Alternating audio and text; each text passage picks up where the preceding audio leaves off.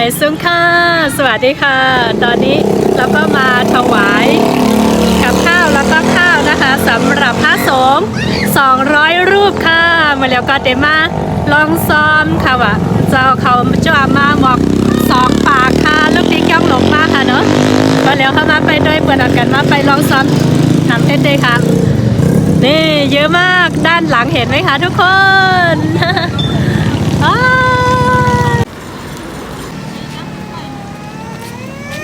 ว้าวเห็นไหมคะทุกคนบางคนก็เอาขนมไปนะคะเอาไปแบบนี้เลยเพราะว่ามากันเยอะมากค่ะวันนี้นั่งเหม็นล่องหางล่องซ้ำค่ะล่องซ้อมเอาอย่างล่องค่ะเขาสุกค่ะเขาสุกแล้วในการล่องซ้อมค่ะเหมือนสุกค่ะทางนี้ก็ไปล่องซ้อมล่องซ้ำค่ะโอ้มากันเยอะจริงๆมากันเยอะมากเลยนะคะเขาซุกพักซุกค่ะวัดมาไก่ได้ค่ะเนี่ยลุกในน้ำมา ทุกคนมาด้วยความศรัทธามาด้วยความเต็มใจมาด้วยความสุขอะไรประมาณนี้ เห็นไหมคะทุกคนพระสงฆ์กำลังมาทางด้านโน้นนะคะเจ้าเขาด้านเด็กจ้ามาตั้งปุ่นเลยค่ะมาประมาณ200 กว่ารูปนี่ค่ะพี่น้องเขามาไปลองซ้อมนี่ค่ะว่ะมาเร็วค่ะเนาะเป็นข้าวยาม7 โมงเจ้าเขาจ้องหลงเดี๋ยวจ้ามาตรงซ้อมหน่อยค่ะตอนนี้นะคะทุกคนกำลังมารอตักบาตรนะคะก็คือวันนี้จะมาปีนี้ก็คือครั้งที่2เนาะที่วัดนี้มานะคะก็มีอยู่ประมาณ200 กว่ารูปค่ะบางคนก็จะถวายเงินบางคนก็จะถวายข้าวกับข้าวอะไรทำเสร็จเรียบร้อยแล้วนะคะส่วนมากก็จะเป็นข้าวซุกผักซุก มาไกลมากเลยนะคะบางคนมาจากในนาบางคนก็มาจากข้างบนนู้นเลยเดินมาเพื่อที่จะมาตักบาตรนะคะชาวไทยใหญ่รักการทำบุญ เอามาค่ะล่ะเอามา เห็นไหมคะทุกคนโอ้ยตื่นเต้นมาก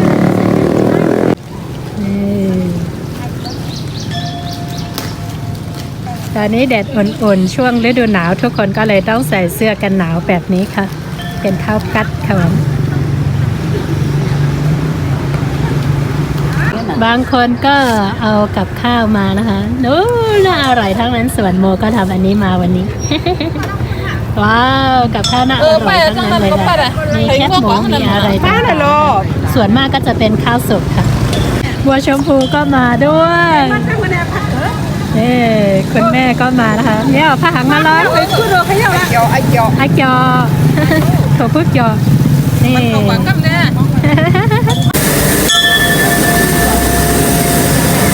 ยุ่งไม่หรอเจ้ายุ่งไม่หรอยุ่งเลย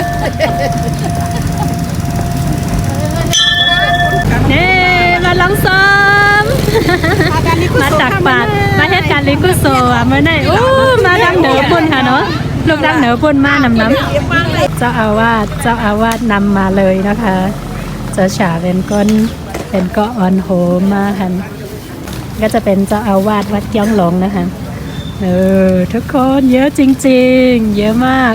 มีอยู่ประมาณ200 รูปนะคะ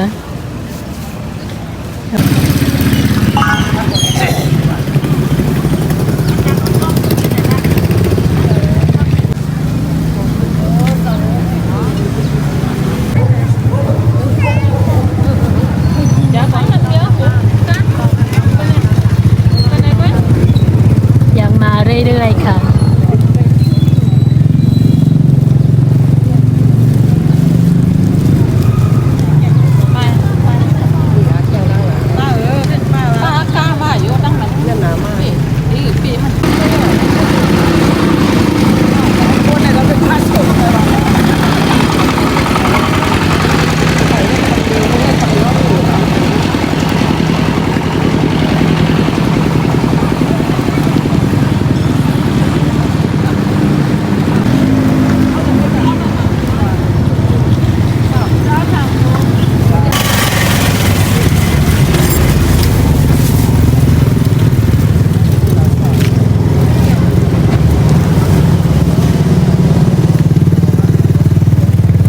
มาทุกคนข้างถนนฝั่งนี้ก็เจอมากันเต็มเลยรอมีผู้คน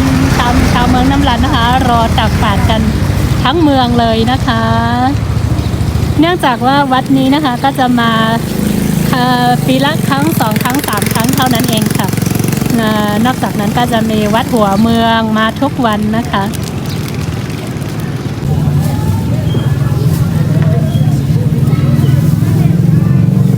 เยอะมากค่ะตอนนี้ก็ผ่านไปยังไม่ถึง100 รูปเลยนะคะเดี๋ยวก็ป้อนกว่าไปถึงปากค่ะแต่เด็กมาดีๆค่ะเนาะ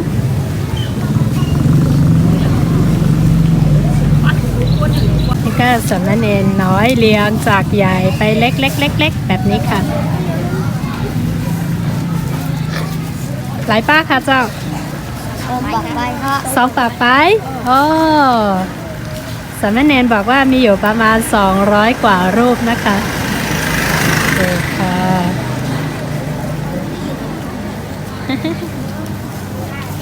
ยุ่มบ่ยุ่มบ่ยุ่มเยอ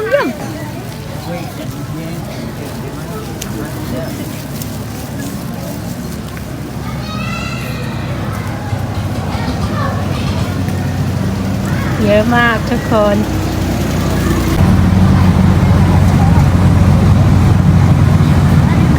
สาธุค่ะเฮลเลสาธุค่ะให้นวลเอาอะ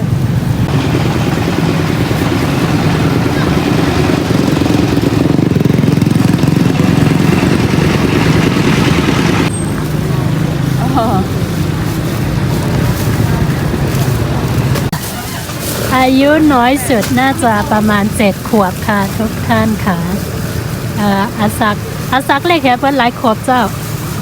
หลายขวบ7 ขวบ6 ขวบตรงนี้น่าจะ200 กว่าส่วนตรงนี้ค่ะอายุน่าจะน้อยสุดแล้วนะคะ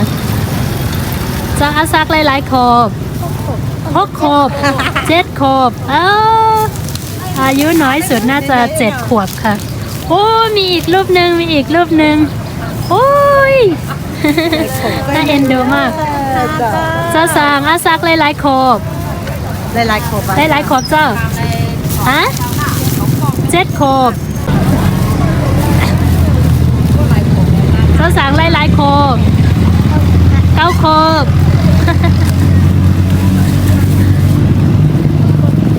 เจ้าสางหลายๆขวบ9 ขวบด้านในเด่มก็เล็กเอาอะใหญ่ๆกว่าที่เดียวก็ได้เล็กกว่าในกลางเลยเนาะสุดท้ายแล้วค่ะเล่นสุดสามเณรน้อยน่าเอ็นดูทุกรูปเลยนะคะตอนนี้ก็เสร็จแล้วทุกคนก็แยกย้ายกันกลับบ้านค่ะ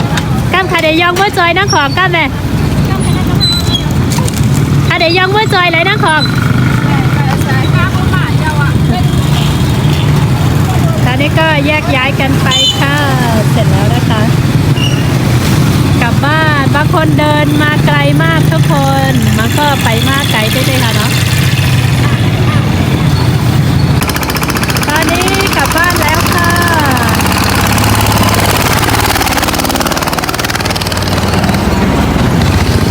เมื่อยาวค่ะเมื่อเพื่อนไผ่เพื่อนมันค่ะกันในกุศลตอนไรค่ะเนาะโอเคมาเรียวก็กว่าลองซ้อมมายาวค่ะแต่โมไม่ได้ทำแค่โมไม่ได้ตักนะคะก็ได้ตักนิดนึงแต่ก็ได้ทำกับข้าวแล้วก็ข้าวนะคะไปถวายและวันนี้ก็ได้บุญด้วยมีความสุขด้วยนะคะได้เห็นทุกคนมาตักบาตรแล้วเยอะมากแล้วก็สามเณรก็เยอะมากเป็นครั้งแรกในรอบไม่ใช่ครั้งแรกหลายครั้งแล้วก็จะประมาณ1 ปีก็จะมา2 ครั้ง 3 ครั้งนะคะก็คือมาจากวัดย่องหลงค่ะกว่าลองซ้อมมายาวหน่อยค่ะมาได้ก่อนไรกุศลกันค่ะเนาะยากก้นมาลองก่อนนำเต้ๆค่ะก็บุญในครั้งนี้นะคะก็ขอให้ทุกท่านได้บุญไปด้วยกันพร้อมๆกันค่ะสาธุโอเคคลิปวิดีโอนี้ก็จะขอจบเพียงเท่านี้นะคะในวิดีโอนี้ก็จะย้อนป้อกันได้ก่อนค่ะเจอกันใหม่ในคลิปหน้าค่ะ สองกันทบกันใหม่ในวิดีโอหน้าค่ะใหม่ส่งค่ะ